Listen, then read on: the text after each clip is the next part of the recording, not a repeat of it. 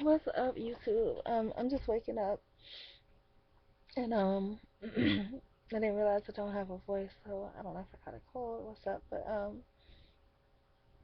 I just woke up from a dream, and in the dream, um, I worked at this place. I separated from the place. I went back to the place, but I don't remember why I went back. I quit the job, but I don't remember why I went back. But there was a reason I went back, but it wasn't to work. It was to pick up something or to take care of some business. And when I was there, a couple of the people, guys that seemed pretty cool, was there.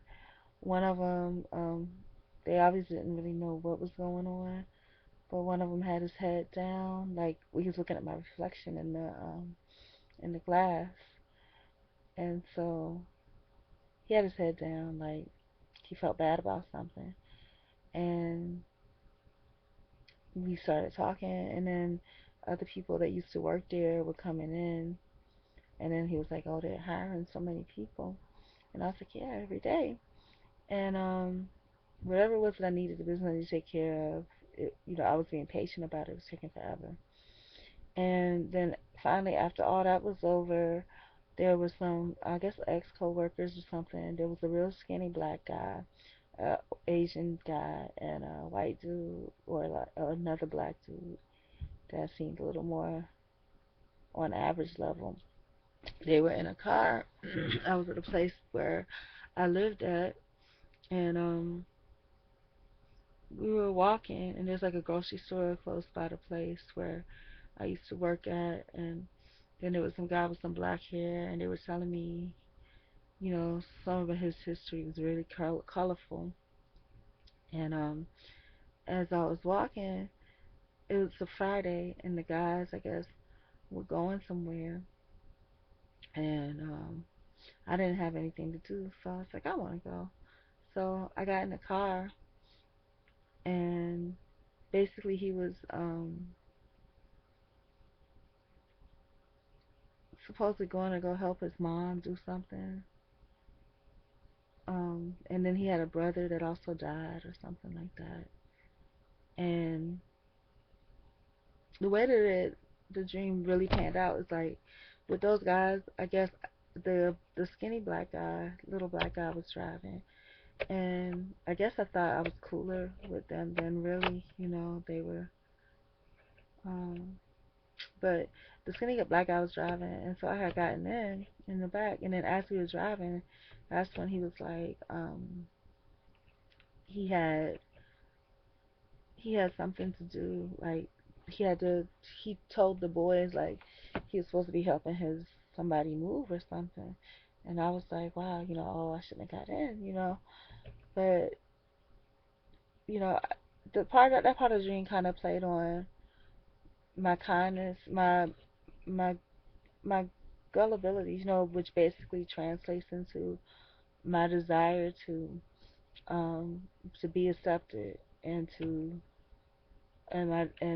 my because I accept or care about people so much. It's like instead of seeing the big picture, I was just so concerned about him. Like, there's a problem or something. Oh, I didn't know. And when we got to what was supposed to be his parents' house, which was like an old projects, we walked up, and this kind of reminded me of maybe the situation with one of my old exes. We walked up these stairs, and again, I keep having dreams about narrow stairwells. The stairwell was really narrow, and they had this tiny apartment. It wasn't really even a studio apartment. It's like the door was open as soon as you walk in. There's like a cubby hole. Pretty much that's what it was. A cubby hole with a couch, a lamp, and a little table, you know. And they were sitting there, and when we were downstairs, he was like, "No, no, come on up, come on up, come upstairs." He wanted me to quote unquote meet the parents or whatever. And his mom was just like, "Oh, um, yeah, we should have lunch sometimes, blah blah blah."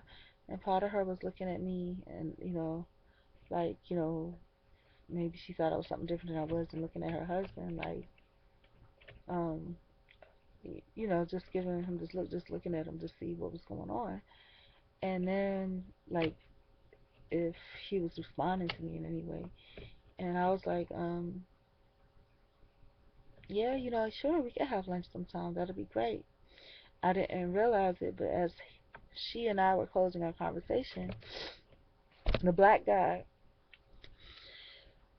that was their child that took me there,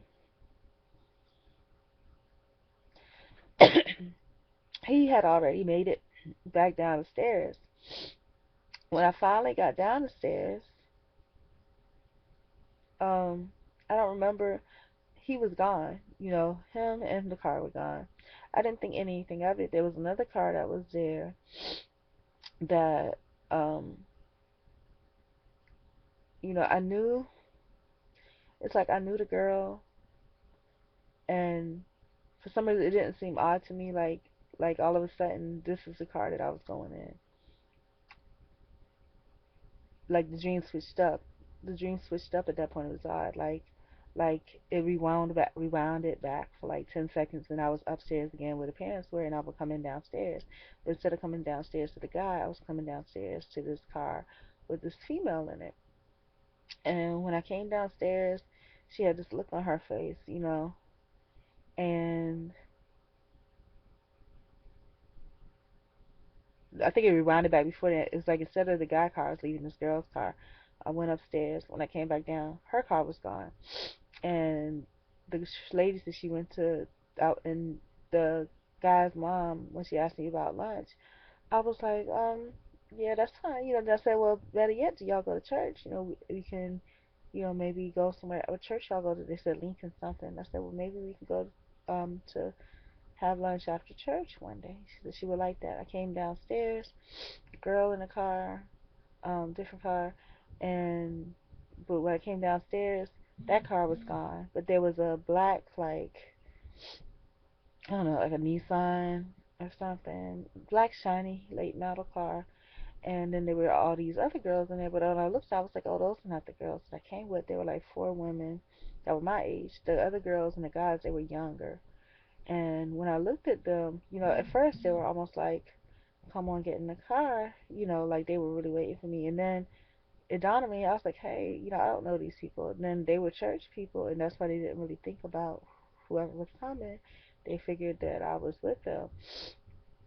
And I was like, did you see this lady, this girl, such and such?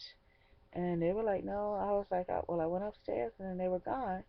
So basically, I let them go because I didn't come with them, so, and they didn't know me. So, I was in the middle kind of nowhere, and I'm like,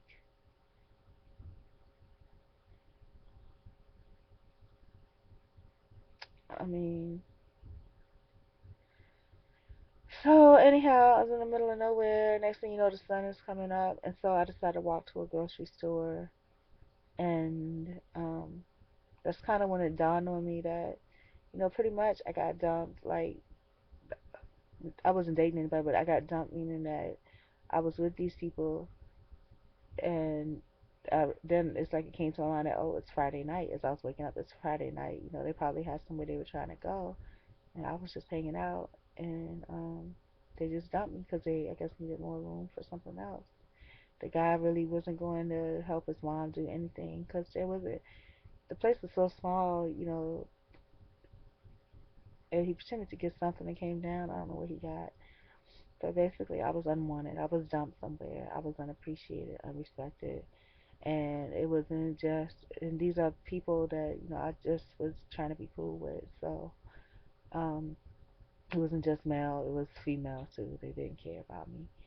And then there were people that might have cared about me, but I let them know that I wasn't part of their crowd, so they didn't.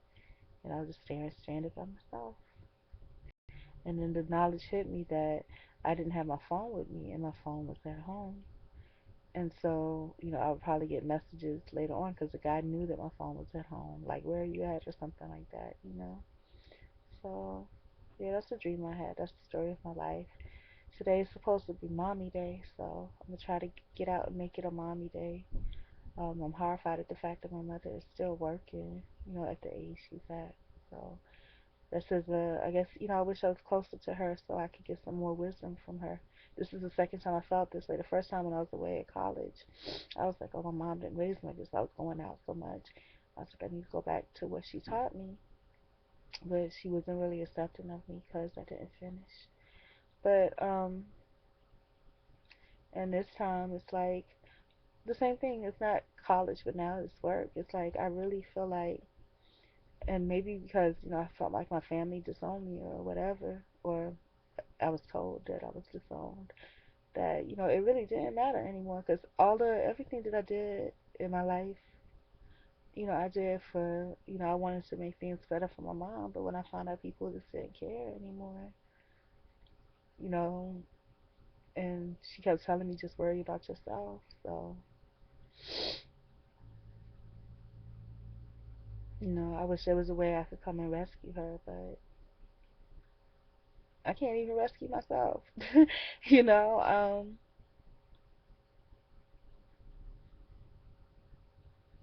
and I guess the consultation I want to seek from her is, about this working thing. Like, with my experience, with the legal thing and everything like that, it's just like, to me, it's all just aroused. It is an institution, yes. Number two, um, it's aroused. It's kind of set up, it's because the institution is for that socialization thing, and it's just that, and I'm not being clear on it because maybe I should be, but I'm not ready for that yet. I know what I'm saying, but I just don't want to expound on it here. But the thing about it is now she's 70 years old almost, and she's working. You know what I'm saying? And she shouldn't be. And all my life, I felt like it was my job to make sure that she didn't pass 60. And the counsel I would seek from her, and I guess she's already told me everything I need to know. She's always told me to save your money. Always save your money. But I don't hold a lot of value to money. I really don't. And to be honest with you, I was watching one of my favorite YouTubers, Agent XPQ, and he's like with the sunny side down things, and pretty much I'm fed up with it. Really, to me, it's all a ruse. It's all a bunch of bull crap. And I can find, I there's so much better ways. I feel like I could use my time, but truth is, I may also live to be 70, and I don't want to be scrambling for a job and whatever. So, I don't know. I mean, some things I need to consider. But anyways, God bless y'all. And happy Mommy Day, everybody. Meaning, celebrate your mom. Write her a letter, bake her a cake, do something for her. And these bags are like crazy. They weren't this bad before. And I slept through the night, so I don't know what the deal is. My eyes look darker, and I don't know if it's because of the lack of lighting, but yeah. Anyways, bless y'all. Bye.